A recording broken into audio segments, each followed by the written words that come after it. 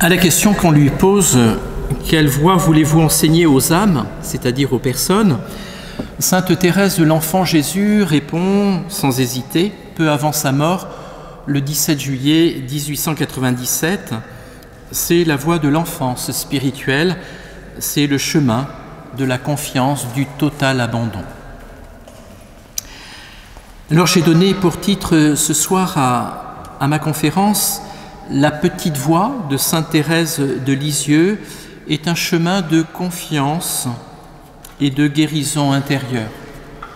Pour vous présenter justement le message central, ce qu'on appelle la petite voie de Thérèse, une expression qu'elle n'a jamais utilisée elle-même, voie d'enfance spirituelle, dans ce qu'elle a de plus essentiel, c'est-à-dire une dynamique de la confiance. On pourrait dire que la confiance, c'est l'espérance, la vertu d'espérance qui est tout imprégnée d'amour et qui crée en nous une disposition foncière, une attitude d'âme, celle précisément du petit enfant qui s'abandonne à l'amour miséricordieux du Père, à l'action guérissante de l'Esprit Saint, en suivant le Christ dans son abandon filial à Dieu, son Père et notre Père. Nous avons en effet en nous deux sortes de blessures. Le premier groupe de blessures, qui est celui constitué par nos péchés personnels et qui se joint aussi aux conséquences du péché originel, la blessure du péché donc. Et le second groupe est celui qu'on pourrait appeler celui de nos blessures affectives et psychologiques. Dans ces deux groupes, le point commun, c'est précisément un manque d'amour. L'amour que nous ne donnons pas, c'est le péché. L'amour qui ne nous est pas donné, ce sont les blessures psychologiques, affectives. Mais l'Esprit Saint, qui est la personne amour au sein de la Trinité, Dieu, amour, amour substantiel, amour du Père et du Fils, cet Esprit Saint vient-il à toucher et à nous envahir? Alors sa présence, son action est guérissante en nous rendant capables d'aimer. Donc c'est ça qui vient justement vaincre en nous le péché et en nous aimant. Et c'est ainsi que nous sommes véritablement guéris en profondeur de nos blessures d'amour. Si l'âme qu'il touche, l'Esprit Saint, porte d'autres plaies, des plaies de misère et de péché, il lui laisse des plaies d'amour, et des plaies qui venaient d'une autre cause deviennent des plaies d'amour. C'est une citation de saint Jean de la Croix, c'est le saint de l'amour par excellence, disait sainte Thérèse de l'Enfant Jésus, et l'influence de Jean de la Croix était grande sur Thérèse. On pourrait, en regardant cette magnifique exposition, ce qui, entre parenthèses, m'a permis d'entrer dans le vif directement du sujet et de ne pas présenter la vie de Thérèse, puisque vous l'avez dans cette exposition remarquablement présentée. L'influence de Jean de la Croix était grande chez Thérèse de Lisieux. Je cite Thérèse en son manuscrit A. « Que de lumière n'ai-je pas puisé dans les œuvres de notre Père Saint Jean de la Croix? À l'âge de 17 et 18 ans, je n'avais pas d'autre nourriture spirituelle. » C'est assez intéressant que Thérèse dise qu'à l'âge de 17-18 ans, elle lisait donc au moins en partie Saint Jean de la Croix, alors qu'on avait une certaine méfiance, en tout cas dans les Carmels français, par rapport à Saint Jean de la Croix, et on pensait qu'on pouvait l'aborder plutôt à partir de 50 ans. Voilà. À 17-18 ans, je n'avais pas d'autre nourriture spirituelle. Confiance et amour sont deux mots-clés, évidemment, de la petite voie que Thérèse découvrira probablement en 1895, l'année de son offrande à l'amour victorieux, c'est-à-dire 2 ans un peu avant sa mort. Mais sur son chemin difficile et solitaire, Saint Jean de la Croix a joué vraiment un rôle vraiment décisif. Alors je vais maintenant présenter plus particulièrement cette petite voie ou voie d'enfance spirituelle de Thérèse. La petite voie de Thérèse est une voie réservée aux petites âmes, comme elle le dit elle-même. Cette petite voie vers Dieu n'est pas nécessairement la plus facile, mais elle est la plus courte, la plus directe, en vue de favoriser l'accès à la sainteté. Il ne faut pas s'y tromper, la petite voie, c'est aussi la voie étroite, la porte étroite de l'Évangile dont nous parle Jésus. Et Jésus dit que bien peu s'y engagent. Inspirée par le Seigneur, Thérèse donne à cette voie un élan nouveau, fondé sur l'enfance spirituelle. C'est une voie toute simple qui ouvre le cœur à l'initiative divine. Thérèse veut chercher le moyen d'aller au ciel, ou de devenir sainte, c'est pareil, par une petite voie bien droite, bien courte, une petite voie toute nouvelle. C'est dans le manuscrit C que nous trouvons cette parole de Thérèse. Cette petite voie qu'elle compare à l'ascenseur, c'est dans l'Écriture qu'elle en trouve l'indication, ce qui lui confère évidemment une valeur incomparable quant à la doctrine et la force de l'esprit. Et pour appuyer sa doctrine spirituelle de la petite voie, Thérèse cite le prophète Isaïe. Vous savez que souvent on parle d'Isaïe comme du 5e évangile, bien que ce soit un auteur, un livre de l'Ancien Testament, ainsi que le livre des Proverbes. Je cite Isaïe 66, versets 12 à 13, « Comme une mère caresse son enfant, ainsi je vous consolerai. Je vous porterai sur mon sein, je vous balancerai sur mes genoux. » Et puis Proverbe 9, 4, « Si quelqu'un est tout petit, qu'il vienne à moi. » C'est vraiment la réponse que Thérèse cherchait et qui même a dépassé toutes ses attentes. Mais concrètement, quelle est donc cette petite voie, ou voie d'enfant spirituelle de Thérèse? C'est elle qui le dit dans une de ses lettres. C'est la lettre 261, pour ceux qui ont les œuvres complètes, le totum de Thérèse, vous pourrez la retrouver. C'est la voie de la confiance simple et amoureuse. La petite voie, pour elle, c'est la voie de la confiance simple et amoureuse. Et le pape Saint Jean-Paul II précise lors des JMJ de 1997, la même où il a annoncé qu'il ferait de Thérèse un docteur, un nouveau docteur de l'Église. Je cite Jean-Paul II, donc au JMJ de 1997 à Paris. Thérèse découvre que sa vocation est d'être au cœur de l'Église, l'amour même. Thérèse, humble et pauvre, trace la petite voie, celle des enfants qui s'en remettent au Père avec une confiance audacieuse. Centre vraiment de son message spirituel, l'attitude spirituelle de la petite voie ou voie d'enfant spirituelle est proposée à tous. C'est ce qui fait en particulier son excellence. C'est vraiment proposé à tous. L'enseignement de Thérèse, qui est une véritable science d'amour, Jean-Paul II, donc en octobre 1997, en a fait le 4e docteur féminin de l'Église, en disant qu'elle était docteur en sciences d'amour. L'enseignement de Thérèse, c'est l'expression lumineuse de sa connaissance du mystère de Dieu et de son expérience personnelle de la grâce. Elle aide les hommes et les femmes d'aujourd'hui, et même celles et ceux de demain, à mieux percevoir les dons de Dieu.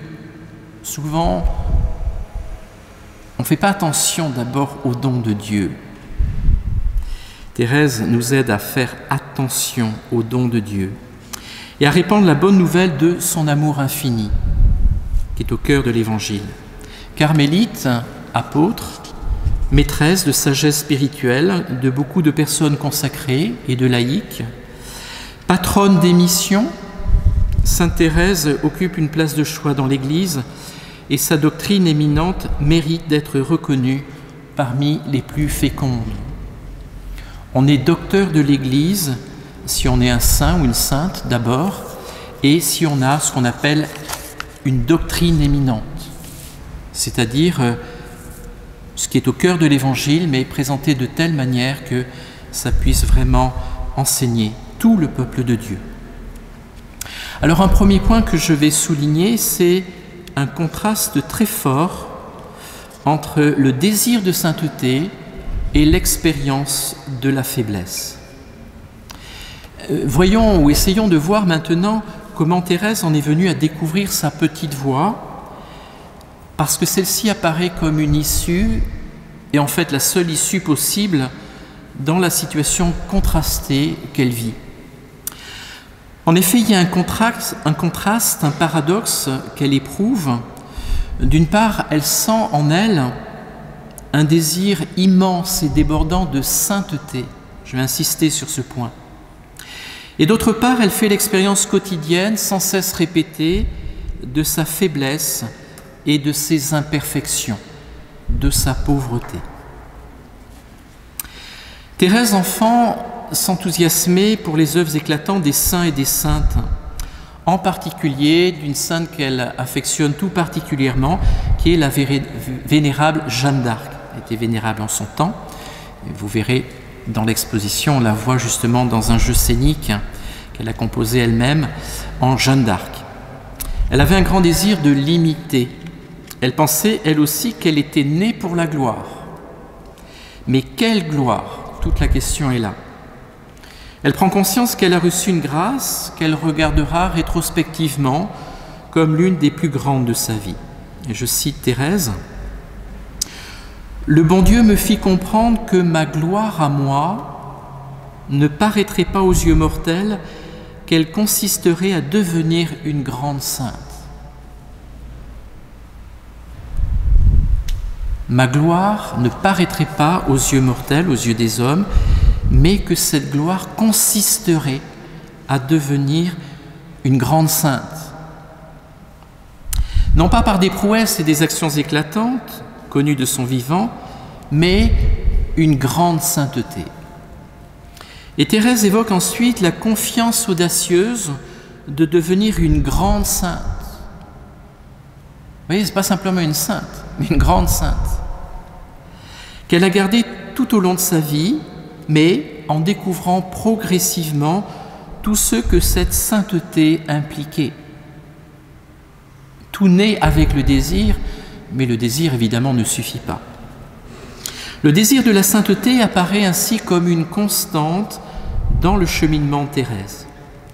En mars 1888, quelques jours avant d'entrer au Carmel, elle est entrée au Carmel à 15 ans et 3 mois, Thérèse écrit à sa sœur Pauline, qui est déjà carmélite, sœur Agnès de Jésus, « Je veux être une sainte ». Et ce « je veux » répété dénote un caractère volontaire. On a même dit que c'était du volontarisme spirituel. C'est une erreur, mais en tout cas, il y a le caractère volontaire, c'est sûr. Elle écrit à son père au début de son postulat, peu de temps après son entrée au Carmel. Elle a un amour extrêmement fort pour son père. Elle a perdu sa maman très jeune et elle a un très grand amour pour ce père. « Je tâcherai de faire ta gloire en devenant une grande sainte. » Toujours le thème de la gloire et de la grande sainteté. Mère Marie de Gonzague, qui est la prieure à cette époque, qui est plutôt dans la ligne ascétique, c'est-à-dire de l'effort, verse de l'huile sur le feu en quelque sorte.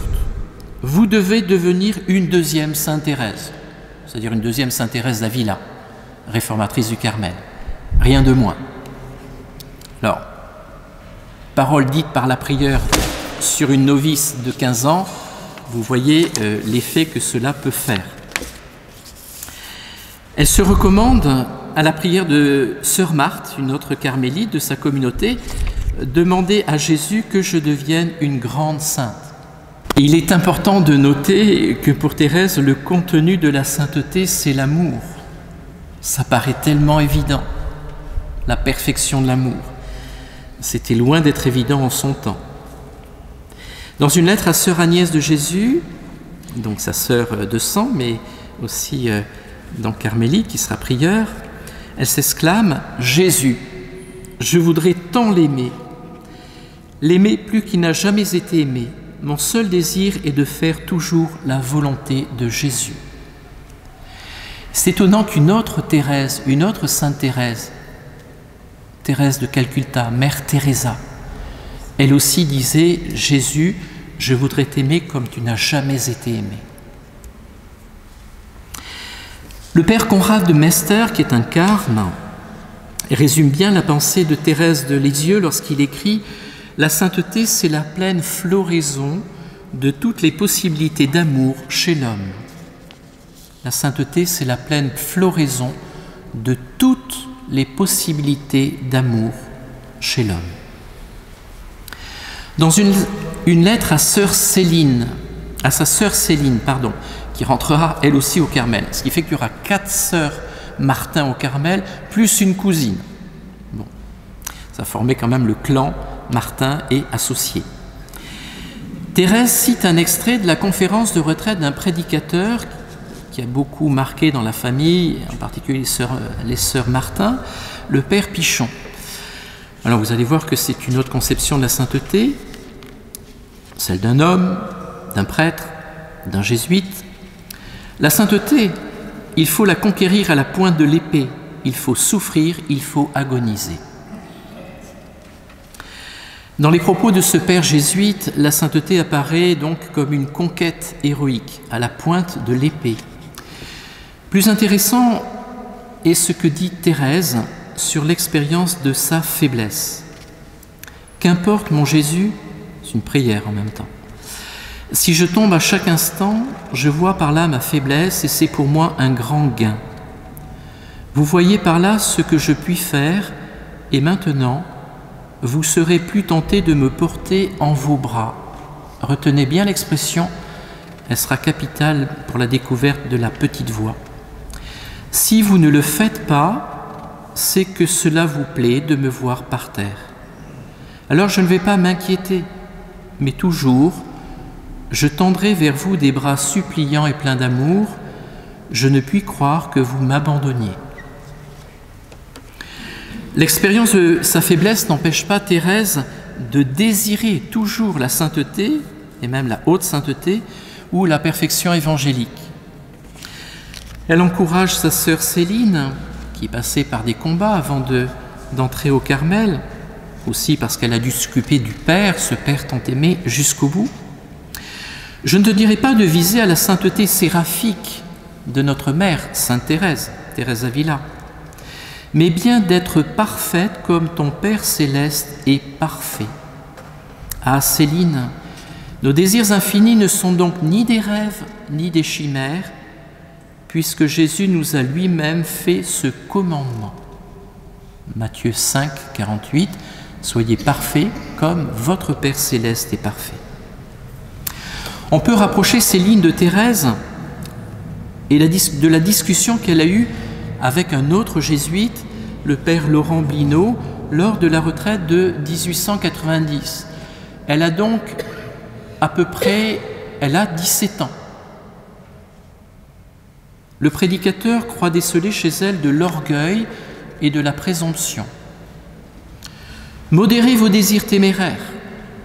Pourquoi, mon Père ?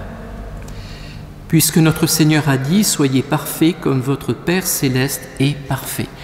Il faut imaginer dans le contexte de l'époque une novice carmélite de 17 ans rétorquer un père jésuite dans ces termes, sans aucune impertinence, mais enfin en lui répliquant. Thérèse éprouve fortement le contraste entre son désir de sainteté, de perfection, son désir d'aimer Jésus à la folie comme il n'a jamais été aimé, et l'expérience constante, réelle de sa faiblesse, de sa pauvreté, avec ses fautes, ses infidélités, les petits sacrifices qu'elle laisse échapper, bref, son incapacité à devenir sainte, à parvenir à cette sainteté, cette perfection si désirée. Et progressivement, Thérèse réalise que la sainteté n'est pas d'abord le résultat d'un effort volontariste, encore moins le résultat d'une conquête, mais qu'elle ne peut advenir que comme un don reçu gratuitement, une sainteté reçue de celui qui seul est saint. Et ça, c'est vraiment capital, pour elle comme pour nous. Dieu seul est saint, mais il lui a plu de nous communiquer cette sainteté. La volonté de conquête se transforme petit à petit en réceptivité pour le don. Ça, c'est vraiment la conversion spirituelle. Ce changement de perspective qui prépare la découverte de la petite voie se situe probablement dans les années 1893-1894. Il apparaît de manière claire dans la correspondance dans les lettres de Thérèse. C'est ainsi qu'elle écrit à Céline en juillet 1893 « Le mérite ne consiste pas à faire ni à donner beaucoup, mais plutôt à recevoir, à aimer beaucoup. » Alors ça, théologiquement, c'est génial.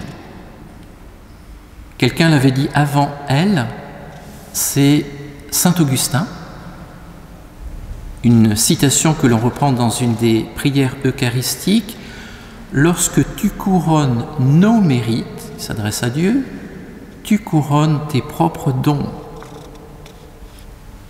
On est vraiment dans la théologie du don.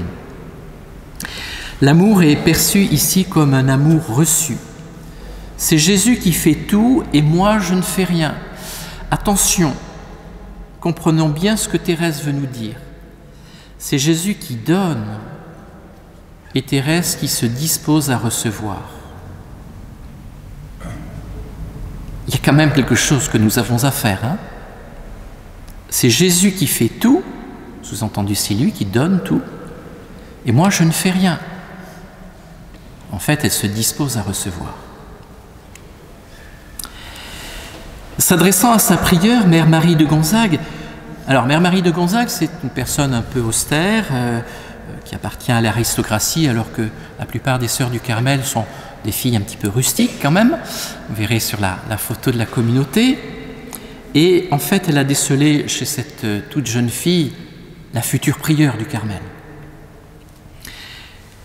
Thérèse lui redit son désir profond et constant de sainteté. Mais en même temps, quand elle se compare aux grands saints, elle a toujours perçu entre eux et elle la même différence qui existe entre une montagne et un grain de sable. Les images chez Thérèse sont très importantes.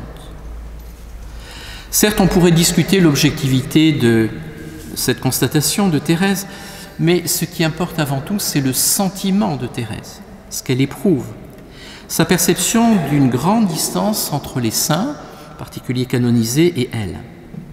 Est-ce qu'elle va se décourager? Non, jamais. Va-t-elle renoncer à ses désirs de sainteté qui paraissent tellement disproportionnés et en fait irréalisables? Pas plus. Puisque ces désirs viennent de Dieu, il saura bien les exaucer malgré sa petitesse, malgré toutes ses imperfections. Et là, j'aurais pu le donner plus tôt, une clé de lecture dans le vocabulaire thérésien. Petit chez Thérèse veut dire pauvre, au sens de la première béatitude. Bienheureux les pauvres en esprit, le royaume des cieux est à eux. Avec audace, l'audace qui la caractérise, Thérèse va rechercher un moyen d'aller au ciel par une petite voie, bien droite, bien courte, une petite voie toute nouvelle. Après plus de 19 siècles de christianisme, découvrir ainsi un nouveau chemin de sainteté, tout nouveau, tout rapide, cela pourrait paraître vraiment bien présomptueux. Thérèse a bien conscience d'appartenir à un siècle d'invention et elle pense à une invention toute récente, fort pratique, déjà en service uniquement chez les gens riches, évidemment. C'est celle de l'ascenseur. Dans les maisons bourgeoises où il y avait, pour ceux qui pouvaient se le permettre, un ascenseur pour accéder aux étages. Se voyant absolument incapable de gravir le rude escalier de la sainteté, elle va donc chercher ce qui pourrait le remplacer avantageusement. Elle va donc rechercher un ascenseur pour le ciel. On voit déjà un petit peu le génie de Thérèse de Lisieux. Et où va-t-elle le chercher? Elle le cherchera et le trouvera dans l'Écriture, dans la parole de Dieu qui constitue sa nourriture spirituelle quotidienne. C'est aussi dans l'Écriture qu'elle cherchera et découvrira sa vocation au cœur de l'Église. D'où l'importance de méditer, de se nourrir de l'Écriture sainte. En septembre 1894, Céline a donc rejoint les 3 sœurs Martin au Carmel de Lisieux. Elle a porté un petit carnet dans lequel elle a recopié des passages de l'Ancien Testament.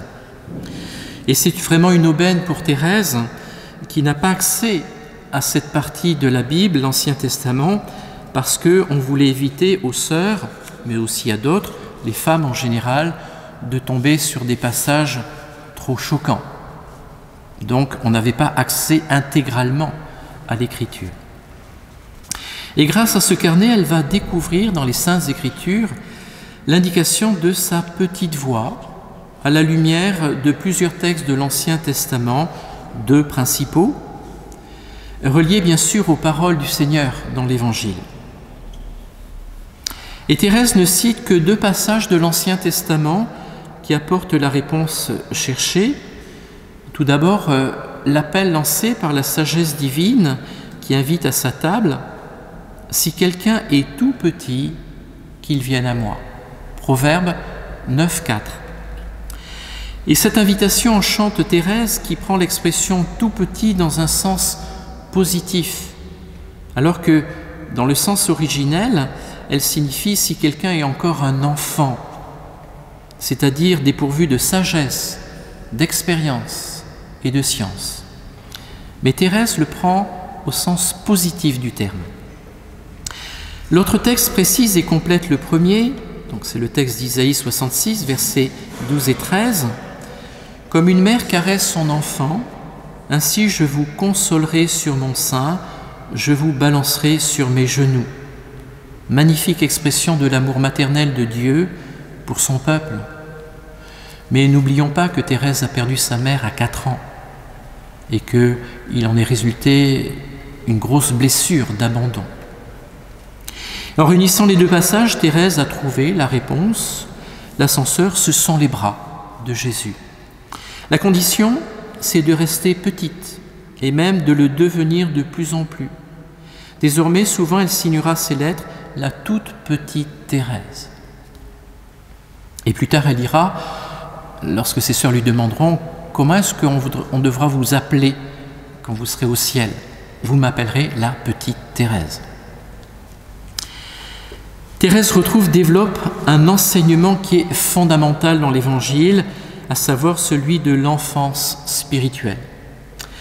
Alors là, je fais quand même une remarque importante pour qu'il n'y ait aucune confusion, aucun contresens. C'est la distinction entre l'enfance au sens spirituel et l'enfance au plan psychologique. Pour ne pas confondre en fait le véritable esprit d'enfance et ce qui serait justement un manque caractérisé de maturité humaine et spirituelle. En effet, du point de vue psycho-affectif, il faut consentir à quitter l'enfance pour accéder progressivement à l'âge adulte. Et c'est dans ce sens psychologique que saint Paul, par exemple, recommande de ne pas demeurer comme des petits-enfants. Dans la première aux Corinthiens, le chapitre 13, verset 11, « Lorsque j'étais enfant, je parlais en enfant, je pensais en enfant, je raisonnais en enfant. Une fois devenu homme, j'ai fait disparaître ce qui était de l'enfant. » Alors, pour bien préciser les choses, et là je cite le bienheureux Père Marie-Eugène de l'Enfant Jésus, fondateur de Notre-Dame de Vie, communauté à laquelle j'appartiens, et qui est un des plus éminents connaisseurs et frères d'âme de Thérèse. L'enfant que sainte Thérèse prend et présente comme un modèle n'est pas ce petit être faible qui, par ses charmes conquérants, impose ses désirs et parfois ses caprices. C'est celui dont elle fait elle-même la description. Être petit enfant, c'est reconnaître son néant, attendre tout du bon Dieu comme un petit enfant attend tout de son Père. C'est ne s'inquiéter de rien, ne point gagner de fortune. Être petit, ce n'est point s'attribuer à soi-même les vertus qu'on pratique. se croyant capable de quelque chose, mais c'est reconnaître que le bon Dieu pose ce trésor de la vertu dans la main de son petit enfant pour qu'il s'en serve quand il en a besoin. Mais c'est toujours le trésor du bon Dieu. Ça veut dire que Thérèse nous invite à pratiquer la vertu. Les vertus chrétiennes de foi, d'espérance, de charité, les vertus cardinales, justice, prudence, force, tempérance, toutes les vertus. Et pour chaque vertu, il faut en poser les actes. Vous voyez, ce n'est pas du tout l'abandon des missions. À Noël 1886, Thérèse a reçu la grâce de sortir de l'enfance, du point de vue psychologique. Elle a été guérie en grande partie, mais non pas totalement, de ses blessures d'enfance, blessures d'abandon, au point qu'on a pu parler chez elle de névrose psycho-affective. Elle a été guérie dans cette fameuse nuit du Noël 1886, un Noël qui a d'ailleurs été un Noël de conversion pour d'autres personnes, en particulier Charles de Foucauld, premier Noël chrétien de Charles de Foucauld. Mais du point de vue spirituel qui nous intéresse ici, au contraire, elle comprend avec une acuité merveilleuse qu'il faut vraiment devenir comme des petits-enfants, ou le redevenir. C'est la condition énoncée par Jésus lui-même pour entrer dans le royaume des cieux. Matthieu 18, 3, « Amen, je vous le dis, si vous ne changez pas pour devenir comme les enfants, vous n'entrerez pas dans le royaume des cieux. » C'est très clair dans l'enseignement du Seigneur. L'enfance spirituelle ou la petite voix se caractérise donc par l'humilité, la simplicité, la confiance et l'abandon. Et c'est en ce sens, et uniquement dans ce sens, que Thérèse veut rester petite et le devenir de plus en plus. Petitesse, chez elle, égale pauvreté, ou pauvreté s'identifie à petitesse. Elle déclare ne pas vouloir grandir et quelques jours avant sa mort, elle donne ses assurances. Il est possible de rester petit, même dans les charges les plus redoutables, même en vivant très longtemps. Si j'étais morte à 80 ans, si j'avais été dans plusieurs monastères chargés de responsabilités, je serais restée, je le sens, aussi petite qu'aujourd'hui. Émerveillée de ces découvertes, Thérèse jubile avec le psalmiste. Tout comme sa mère, Thérèse d'Avila, elle veut chanter les miséricordes de Dieu. Elle veut célébrer cet amour miséricordieux qui se penche sur les tout-petits pour les prendre dans ses bras. La découverte de la miséricorde divine est ainsi au cœur de la petite voix. Les spécialistes de Thérèse ont noté que dans ses écrits, avant la fin de 1894, les termes miséricorde ou miséricordieux n'apparaissent chacun qu'une seule fois. Ensuite, la miséricorde ou miséricordieux devient comme un leitmotiv et Thérèse contemple toutes les perfections divines à travers la miséricorde divine. Ainsi, la découverte de la petite voix est inséparable de la découverte de la miséricorde.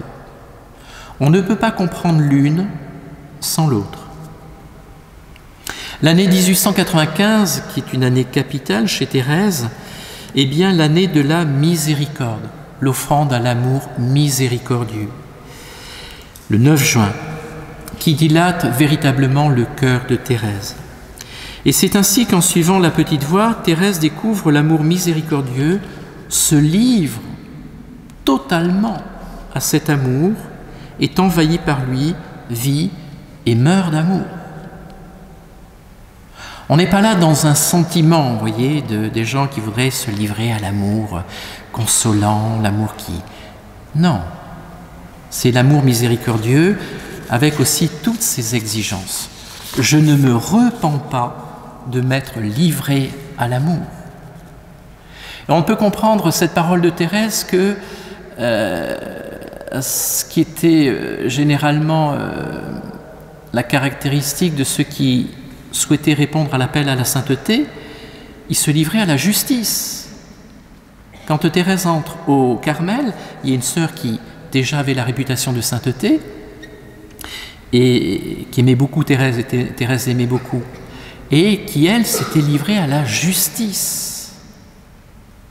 Et Thérèse disait, mais moi, je n'éprouve aucun désir de me livrer à la justice du bon Dieu. Donc, vous voyez, je ne me repens pas de m'être livré à l'amour avec toutes ces exigences, alors que la voie normale pour accéder à la sainteté, c'était satisfaire à la justice, à l'amour courroucé du bon Dieu à l'époque. Alors il y a une question qu'on peut se poser et qui sans doute est venue à votre esprit. Thérèse parle d'une petite voie bien droite, bien courte, petite voie toute nouvelle. Mais en quoi cette petite voie effectivement est toute nouvelle? Est-ce vraiment une nouveauté, une invention, un peu comme l'ascenseur à l'époque de Thérèse? On pourrait répondre que cette petite voie paraît nouvelle à Thérèse parce que, au-delà de tous les auteurs spirituels, y compris ceux du Carmel, par-delà l'imitation de Jésus-Christ, un texte qui l'a longtemps nourri, Thérèse revient à l'Écriture sainte, à la Bible, à l'Évangile en particulier, où dit-elle « Je trouve tout ce qui est nécessaire à ma pauvre petite âme ». Il s'agit donc, au moment où elle le fait, d'un retour très audacieux aux sources de l'Écriture sainte et tout spécialement de l'Évangile. Et en ce sens, Thérèse anticipe Vatican II. On pourrait répondre aussi que cette petite voie paraît nouvelle à Thérèse parce que, donc dans le climat spirituel du temps, encore marqué par les influences du jansénisme, du rigorisme moral, dans l'atmosphère du Carmel qui était très réparateur, où on valorisait les observances strictes, l'aspect pénitentiel, la doctrine de la petite voie, toute fondée sur la confiance en l'amour miséricordieux, fait véritablement contraste et apparaît insolite. Ces réponses sont justes, mais elles sont insuffisantes. Il faut aller encore plus loin. Il faut dire que la doctrine de Thérèse, la petite voie, est vraiment originale, elle est vraiment nouvelle. Elle est originale tout d'abord. Certes, avant la petite Thérèse, bien des auteurs spirituels ont parlé de l'enfance spirituelle, dont les fondements sont dans l'Écriture, et en particulier chez saint Paul, de la pauvreté spirituelle, de la confiance, de l'abandon à la divine providence, l'écrit du Père de Caussade, de l'amour au Dieu rédempteur, miséricordieux, comme autant de chemins de sainteté. Mais chez Thérèse, nous avons une synthèse de tout cela, une synthèse personnelle et originale, et qui relie et ordonne toutes ces réalités pour présenter une voie d'enfance spirituelle fondée sur cette confiance audacieuse en l'amour miséricordieux. Pour utiliser une image, on pourrait dire qu'il s'agit d'un miel qui a son arôme, sa saveur propre. Thérèse a butiné diverses fleurs et a composé son propre miel. Elle est nouvelle aussi. Dans toute l'histoire de la spiritualité chrétienne, même si elle a certains devanciers, Thérèse est la première à expliciter de manière aussi claire, nette, simple, ce qui constitue l'essence de la sainteté chrétienne, sans les aspects secondaires, on pourrait dire, qui sont souvent rattachés dans la géographie, les mortifications ou pénitences extraordinaires, les extases, les visions ou révélations, ou encore les dons charismatiques, les charismes les plus extraordinaires, les miracles. Tout cela ne constitue pas le cœur, l'essence de la sainteté. L'amour qui peut être vécu en plénitude dans le cadre d'une vie ordinaire avec des moyens d'expression très humbles. C'est ça, la sainteté. Le pape François, dans son exhortation sur la sainteté pour aujourd'hui, Gaudete et Exsultate, parle de la sainteté des gens ordinaires. La sainteté n'est jamais ordinaire, mais c'est la sainteté des gens ordinaires. c'est-à-dire de vous et moi, en particulier. La sainteté pour des gens ordinaires. Par le fait même, la doctrine de Thérèse met en lumière la sainteté de Jésus durant sa vie cachée à Nazareth, le plus gros de la vie terrestre de Jésus, c'est quand même 30 ans de vie cachée. Ou encore la sainteté de Marie qui a cheminé par la voie commune. Je vous renvoie à sa poésie numéro 54, consacrée à la Vierge Marie. Et je cite de nouveau le Père Marie-Eugène de l'Enfant Jésus. Parfaitement réalisée, l'enfance spirituelle est déjà la sainteté. À la parole de saint Paul qui en décrit les effets dans le sein de Dieu, fait écho la parole de sainte Thérèse de l'Enfant Jésus qui nous redit les dispositions qui la réalisent dans l'âme. Oh non, la sainteté n'est pas dans telle ou telle pratique. Elle consiste en une disposition du cœur qui nous rend humbles et petits entre les mains de Dieu, conscients de notre faiblesse et confiants jusqu'à l'audace en sa bonté de Père. Donc ne multipliez pas trop les pratiques dévotionnelles. Développez plutôt la confiance audacieuse. Et de ce point de vue, la canonisation de Thérèse de Lisieux en 1925, que le pape Saint Pie X, appelée la plus grande sainte des temps modernes, a une portée considérable. La petite voie est ainsi reconnue comme une voie authentique d'ascension vers la plus haute sainteté dans l'Église. De nouveau, une citation du Père Marie-Eugène, « À n'en pas douter, la voie d'enfance conduit au plus haut sommet de la contemplation et de l'union transformante décrit par saint Jean de la Croix. Elle les fait gravir dans la paix et la joie.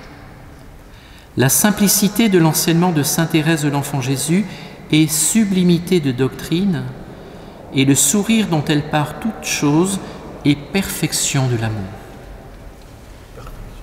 Perfection de l'amour. Donc vous voyez, cette voie d'enfance, elle conduit au plus haut sommet de la contemplation, pas simplement de la prière, mais de la prière contemplative, qui est un don. Et là encore, il faut se disposer à le recevoir, et à l'union transformante, c'est-à-dire les 7e demeures de Thérèse d'Avila, la sainteté, la haute sainteté. Et puisque Thérèse a été proclamée docteur de l'Église en 1997, c'est une reconnaissance officielle de ce qu'elle a apporté d'original et de nouveau dans l'Église avec sa petite voix. Alors je vais terminer avec cela. Comment pouvons-nous pratiquer la petite voix de Thérèse ou essayer de la pratiquer? L'enfant de Dieu se sait incapable de gravir par lui-même le rude escalier de la perfection. Si vous croyez capable par vous-même de la sainteté, ne vous engagez pas dans la petite voie, il faut passer par les préliminaires. C'est quand on est bien convaincu qu'on n'y arrivera pas, peut-être même convaincu avec une certaine angoisse. Il doit se laisser emporter dans les bras du bon Dieu. C'est lui qui fait tout.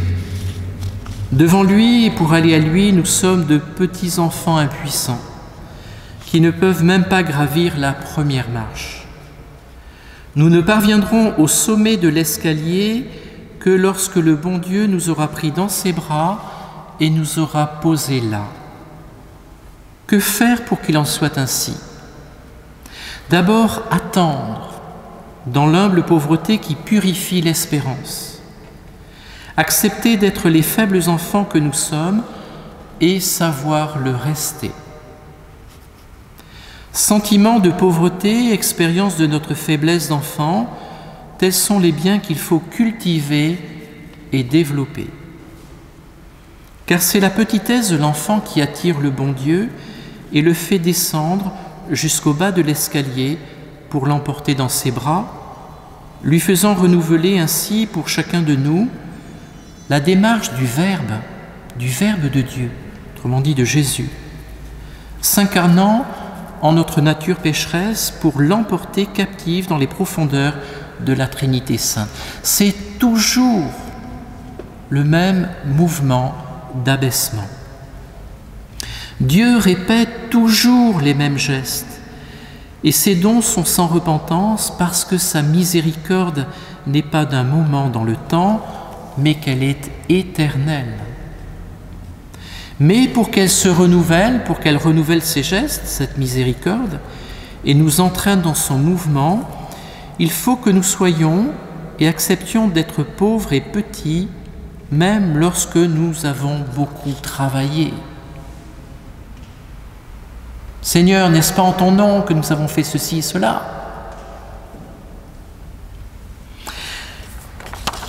Alors, c'était une citation du Père Marie-Jeanne que je vous ai donnée là depuis le début. Il cite Thérèse de l'Enfant Jésus.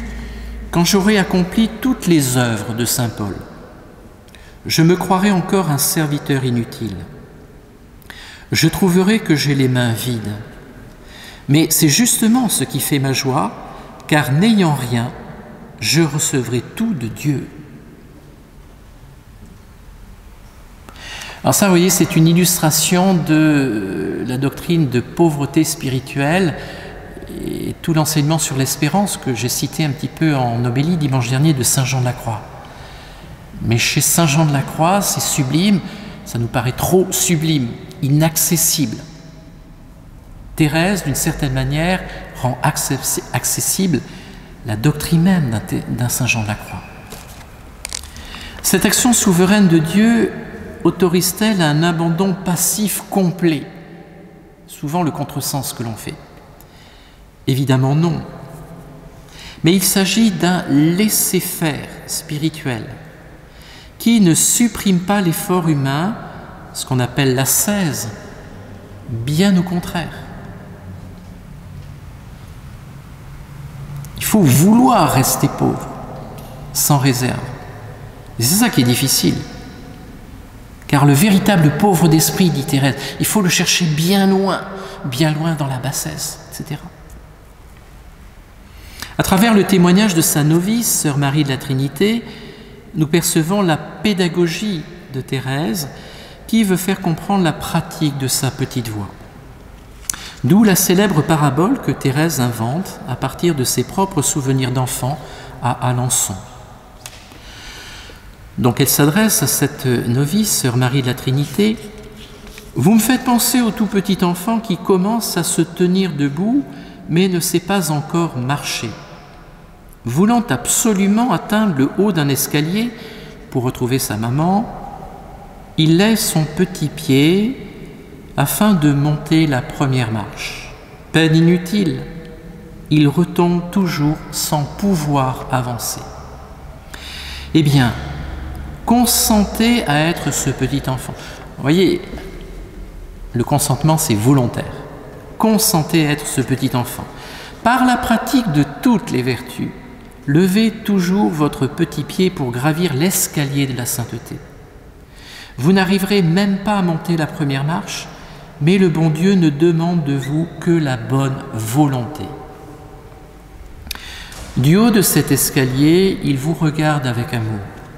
Bientôt, vaincu par vos efforts inutiles, il descendra lui-même et vous prenant dans ses bras, vous emportera pour toujours dans son royaume où vous ne le quitterez plus. Mais si vous cessez de lever votre petit pied, il vous laissera longtemps sur la terre. Le jour bienheureux où Jésus descendra lui-même pour vous emporter dans ses bras, serez-vous plus avancé d'avoir gravi 5 ou 6 marches par vos propres forces? Est-il plus facile à Jésus de vous prendre au bas plutôt qu'à la moitié de l'escalier?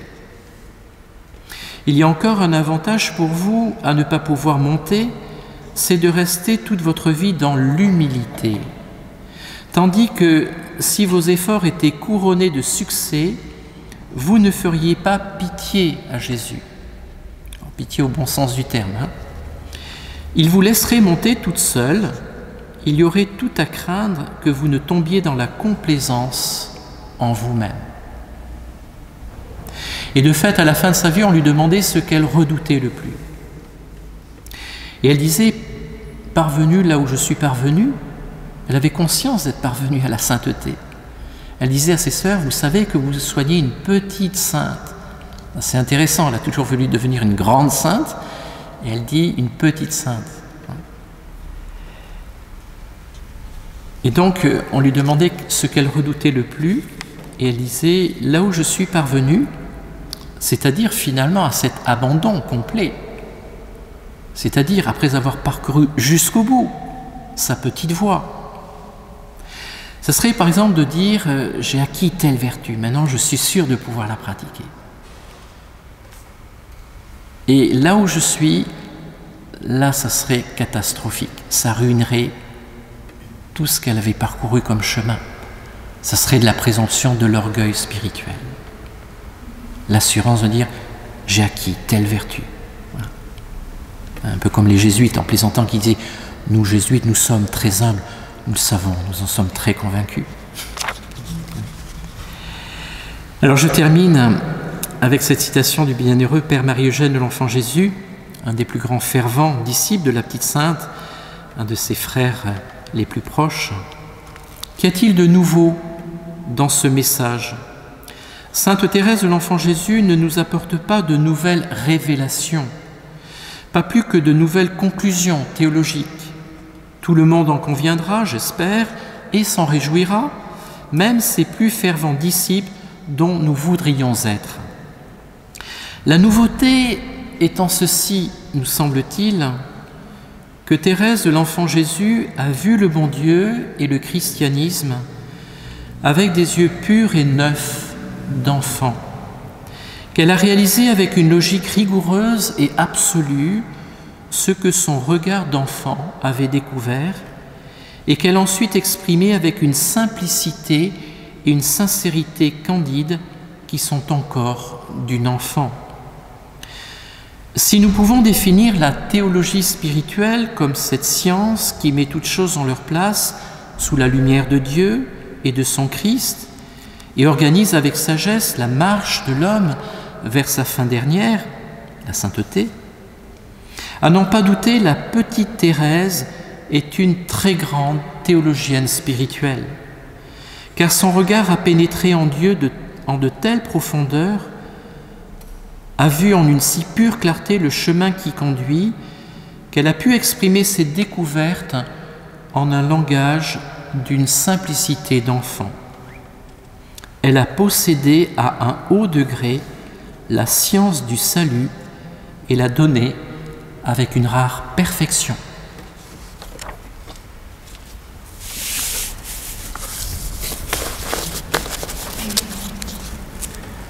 C'est assez prophétique cette citation du Père Marie-Eugène, c'est dans les années 30 je crois, ou 40, je ne me rappelle plus la date exacte, en tout cas au moins 50 ans avant que Thérèse soit déclarée docteur de l'Église, docteur en sciences d'amour. C'est vraiment prophétique.